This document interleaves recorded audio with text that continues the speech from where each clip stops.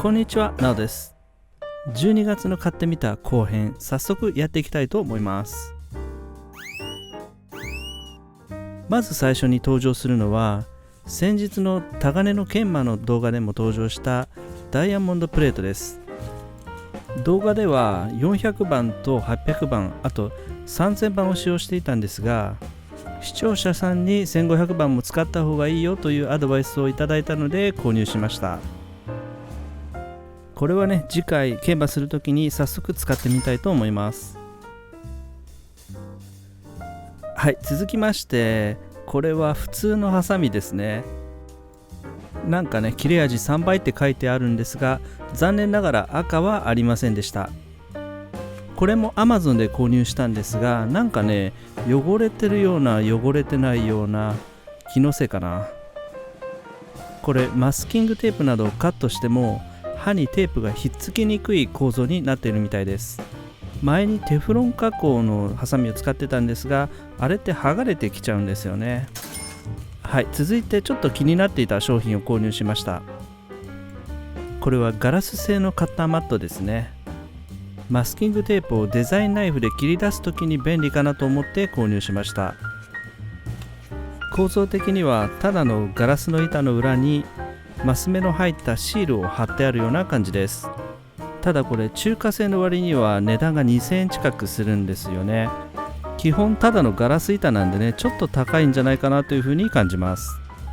このマットの裏側に貼り付けるように滑り止めのシールが入っていたので、こんな感じに4箇所に貼り付けてみました。滑り止めシールを取り付けても結構動く感じですね。実際にマスキングテープをカットしてみたんですが、ナイフの刃がガラスの上を滑る感じでこうスーッと切れるんですよね。なんか気持ちいいです。普通のカッターマットにテープを貼るとどうしても粘着力が落ちてしまうんですが、ガラスマットだと粘着力があまり落ちない感じなんですよね。マスキングをするのに粘着力が落ちるっていうのはね、かなり致命的なので、これは嬉しいですね。値段の価値があるかどうかは今後の動画の中で使用して判断したいと思います。続きましてニッパーです。購入したのはミネシマの精密ニッパーとタミヤのモデラーズニッパーアルファ、そして同じくタミヤの先細薄刃ニッパーです。いや、沼がこんなところにもありました。ミネシマの精密ニッパーとタミヤのモデラーズニッパーアルファは1000円前後で販売されています。この2つは見た目が結構似ていますよね。刃の部分はミネシマの精密の方がモデラーズニッパーアルファよりも薄くて鋭い感じです。タミヤの先細薄刃は先端がかなり尖っていて刃がすごく薄いです。タミヤ製のニッパーは精密ニッパーと薄刃ニッパーの2種類を以前から持っているんですが、結構切れ味が落ちてきてるんじゃないかなってね、以前から少し感じてたので、今回買い替えることにしました。タミヤの薄刃ニッパーは精密ニッパーよりも刃が細くてグリップも細いです。耐久性は精密ニッパーの方がある感じですね。薄刃ニッパーのサイズ感はゴッドハンドの片刃ニッパーに似た感じです。グリップは両方とも同じような滑り止めの素材になっています。新しく購入した先細薄刃と薄刃を比べると、先細薄刃の方がグリップが太くて精密ニッパーの太さに近い感じです。刃は精密ニッパーよりも薄く、さらに薄刃よりも薄くて少し先が長くなっています。切れ味を試してみます。先細薄刃は両刃ですが非常にシャープな切れ味ですごくいい感じです。ミネシマの精密は結構シャープな切れ味、ちょっと1000円には思えない感じですね。タミヤのモデラーズニッパーアルファはちょっと鈍い切れ味、なんかこう力で切ってる感じがします。ついでなので先日購入したバンダイのビルダーズニッパーも試してみます。切れ味はなるほどね。バンダイのベビーニッパーも使ってみます。なるほど、わかりました。なんとタミヤのモデラーズニッパーアルファはタミヤのベビーニッパーに近い切れ味です。それでは切れ味順に並べてみたいと思います。一番切れ味がシャープに感じたのはタミヤの先細薄刃ニッパー、続いてミネシマの精密ニッパー、次に来るのはちょっと意外だったんですが、はい、バンダイのビルダーズニッパー、続いてタミヤのモデラーズニッパーアルファとバンダイのベビーニッパーはだいたい同じくらいの切れ味でした。私はちょっと意外な結果だと思ったんですが、切れ味だけを言えばミネシマの精密ニッパーがかなりコスパがいいと思います。切れ味だけで選ぶのであればゴッドハンドの片刃ニッパーはこの位置になります。続いて使い勝手をチェックしたいと思います。先細薄刃は刃がすごく薄くて長いので、ランナーからパーツを切り出すのには非常に楽です。刃の角度もあまりついていないので、ニッパーの向きを変えたり、あとランナーを回転させたりしなくてもそのままカットできてしまいます。この持ち替えなくていいっていうのはね、すごくいいと思います。ミネシマの精密は刃に角度がついているので、持ち替えないと反対側を切ることができません。この持ち替える作業がね、結構めんどくさいんですよね。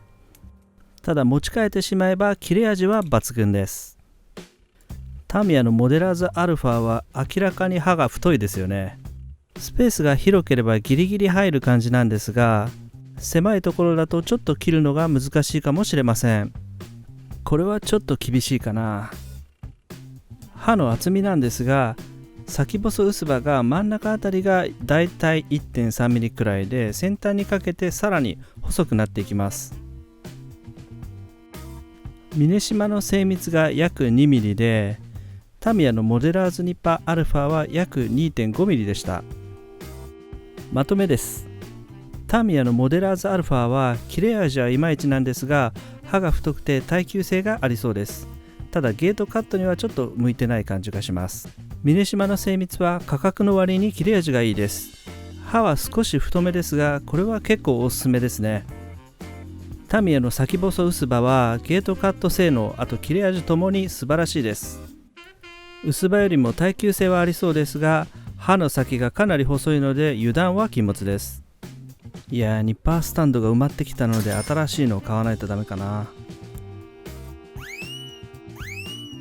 はい、今回最後に購入したのはクレオスのトリガー式エアブラシ PS275 です。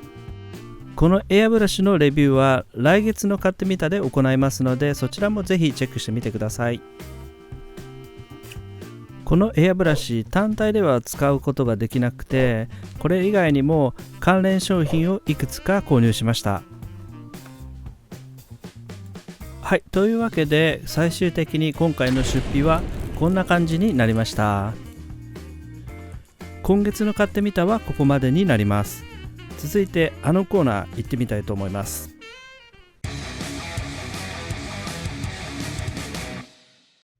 はい、早速買ってよかったものランキング2019やっていきたいと思うんですが、今回は番外編を用意しました。まずは良かったものからいきたいと思います。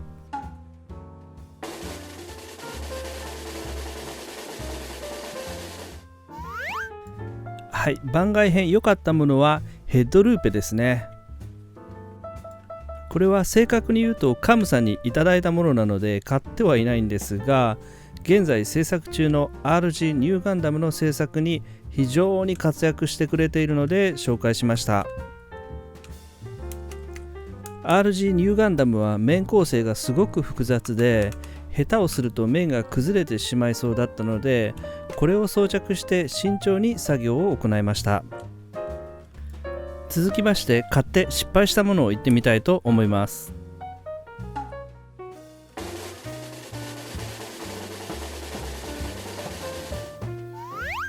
はい、GoPro Hero 7です。このカメラ現在塗装する時の撮影に使ってるんですが、長時間使用していると熱暴走して止まってしまうんです。55度とかね、暑くて触れませんよ。ひどい時なんかは60度近く行く時もあります。しかも途中で電源が落ちるのでデータが壊れてしまうこともあります。さらに最悪なのはサポートで、連絡したら熱暴走するのは使用だって言ってきました。ちょっと意味がわかんないんですが、ほんと控えめに言ってゴミですね。二度とこの会社の製品は買いません。周辺機器も入れると5万くらいしたんですよね。本当にお金返してほしいです。はい、気を取り直して買ってよかったもの第3位からいってみたいと思います。第3位はモンスターエナジーではなくて、タミヤの HG トリガーエアブラシです。これ3ヶ月くらい前に購入して現在使用しているんですが、やっぱりトリガー式は使いやすいですね。さらに塗料カップがプラスチック製なので価格が安くて、例えばこれメタリック用とかこれサフ用とかね、使い分けることもできます。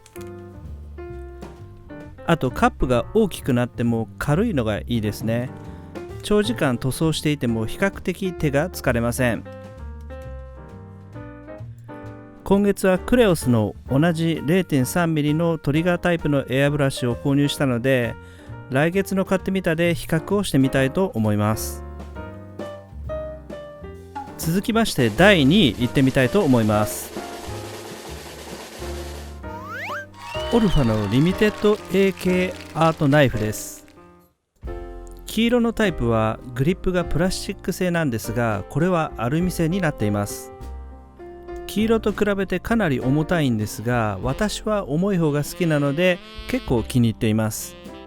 刃の固定は両側からしっかりと挟み込む構造になっているので、力を入れてもずれたりすることはありません。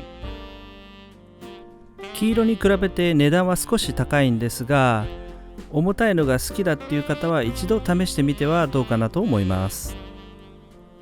あとキャップが付属するんですよね。これは本当に助かります。はい、最後1位に輝いたのは三つ豊のデジタルノギスです。まずアナログとの比較なんですが、測った値が表示されるのがいいですね。